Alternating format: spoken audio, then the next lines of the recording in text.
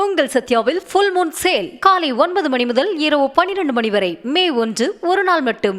சித்ரா பௌர்ணமி மற்றும் 3 நாள் தொடர் விடுமுறை காரணமாக கர்நாடகா மற்றும் ஆந்திர மாநிலங்களிலிருந்து தமிழகத்திற்கு மக்கள் படையெடுத்துள்ளதால் கிருஷ்ணகிரி சுங்கச்சாவடியில் கடும் போக்குவரத்து நெரிசல் ஏற்பட்டுள்ளது.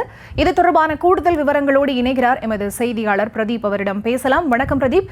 கிருஷ்ணகிரி சுங்கச்சாவடியிலிருந்து எவ்வளவு தூரத்திற்கு வாகனங்கள் அணிவகுத்து நிற்கின்றன? விவரம். வணக்கம்.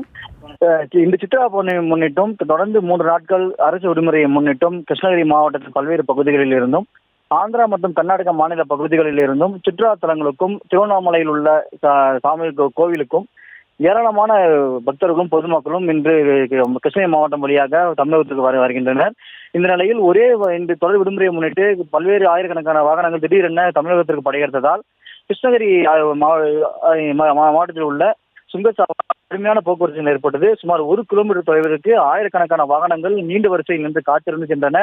சுமார் 4 மணியிலிருந்து தற்போது வரை இந்த பகுதியில் 100க்கும் மேற்பட்ட வாகனங்கள் பொதுமக்கள் கனரக வாகனங்கள் அணிவகுத்து நின்று சுங்கச்சாவடியை ஊர்ந்து சென்று கடந்து சென்று வருகிறது. இதனால் மேலும் இந்த கிருஷ்ணகிரி வழியாக செல்லக்கூடிய வாகனங்களை போலீசார் திருவண்ணாமலை சாலையில் கனரக வாகனங்களை அனுமதிக்காமல் விழுப்புரம் மற்றும் சேலம் வழியாக செல்லும் அறிவுறுத்தி வருகின்றனர்.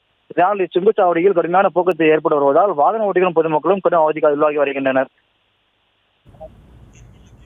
விவரங்களுக்கு நன்றி பிரதீப். உங்கள் சத்யாவில் ஃபுல் மூன் சேல் காலை 9 மணி முதல் இரவு 12 மணி வரை மே 1 ஒரு நாள் மட்டும்.